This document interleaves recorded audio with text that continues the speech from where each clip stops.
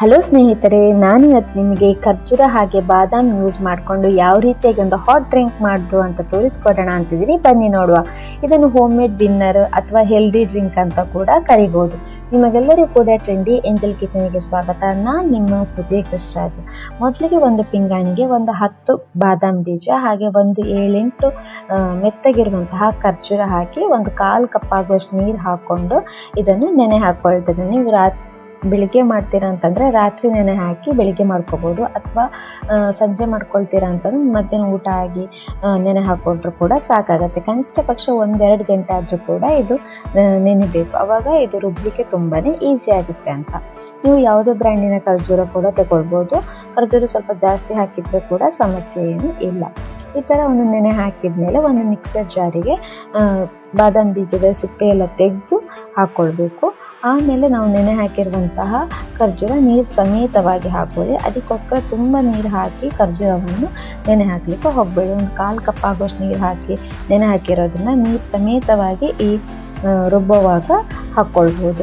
ಆವಾಗ ನೀರಲ್ಲಿರುವ ಏನು ಬಿಟ್ಕೊಂಡಿರುತ್ತೆ ಖರ್ಜೂರದ ಅಂಶ ಅದು ಕೂಡ ನನಗೆ ಸಿಗುತ್ತೆ.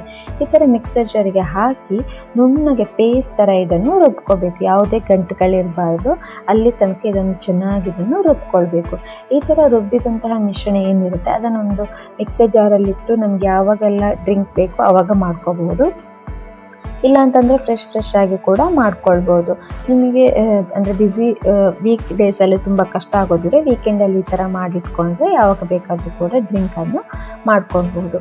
ಆಮೇಲೆ ಒಂದು ಪಾತ್ರೆಗೆ 2 ಕಪ್ ಆಗುವಷ್ಟು ಹಾಲನ್ನು ಹಾಕ್ಕೊಳ್ತಾ ಇದ್ದೇನೆ. ನೀವು ಚಾಗೆ ಕಾಫಿಗೆ ಏನು ಹಾಲು ಯೂಸ್ ಮಾಡ್ತೀರಾ ಅದನ್ನೇ ಹಾಕ್ಕೊಳ್ತಾ ಇದ್ದೇನೆ. ಏನು ಸ್ಪೆಷಲ್ ಆಗಿರುವಂಥ ಹಾಲೇನೂ ಇಲ್ಲ.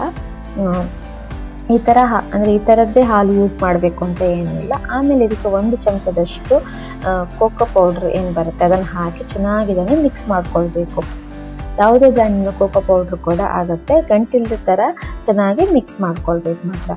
ಈ ಥರ ಮಿಕ್ಸ್ ಮಾಡಿದ ಮೇಲೆ ಒಂದು ಚಿಕ್ಕ ಕುದಿ ಬರಬೇಕು. ಕುದಿ ಬಂದ ತಕ್ಷಣ ನೀವು ಏನು ಬಾದಾಮ್ ಮತ್ತು ಖರ್ಜೂರದ್ದು ಪೇಸ್ಟ್ ಮಾಡಿರ್ತೀರಲ್ಲ ಅದನ್ನು ಹಾಕಿ ಇನ್ನೊಂದು ಸಲ ಚೆನ್ನಾಗಿ ಕುದಿ ಬರಿಸಬೇಕು. ಈ ಪೇಸ್ಟ್ ಕೂಡ ಹಾಗೆ ನಿಮಗೆ ಎಷ್ಟು ಬೇಕು ಸಿಹಿಗೆ ಅಷ್ಟು ಯೂಸ್ ಮಾಡ್ಕೊಳ್ಳಿ.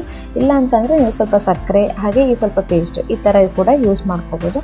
ಕುದಿ ಬಂದ ತಕ್ಷಣ ಇದು ಡ್ರಿಂಕ್ ಆಯಿತು ಅಂತ ನೀವು ಫ್ರಿಜ್ಜಲ್ಲಿ ಆದರೂ ಕೂಡ ಕುಡಿಬೋದು, ಅಥವಾ ಬಿಸಿ ಇರುವಾಗ ಕೂಡ ಕುಡಿಬೋದು. ನಿಮಗೆ ಯಾವ ರೀತಿ ಇಷ್ಟ ಆಗುತ್ತೆ ಅದೇ ರೀತಿ ನೀವು ಸರ್ವ್ ಮಾಡಿಕೊಂಡ್ರೆ ಆಯಿತು. ನೋಡಿದ್ರಲ್ಲ ಫ್ರೆಂಡ್ಸ್, ಎಷ್ಟು ಈಸಿಯಾಗಿ ಮನೆಯಲ್ಲಿ ಪೋಷಕಾಂಶ ಭರಿತವಾಗಿ ನೀವು ಡ್ರಿಂಕನ್ನು ಮಾಡ್ಬೋದು ಅಂತ. ನೀವು ಕೂಡ ಮನೆಯಲ್ಲಿ ಟ್ರೈ ಮಾಡಿ ನನಗೆ ಕಮೆಂಟ್ ಮೂಲಕ ನಿಮ್ಮ ಅಭಿಪ್ರಾಯವನ್ನು ತಿಳಿಸಿ.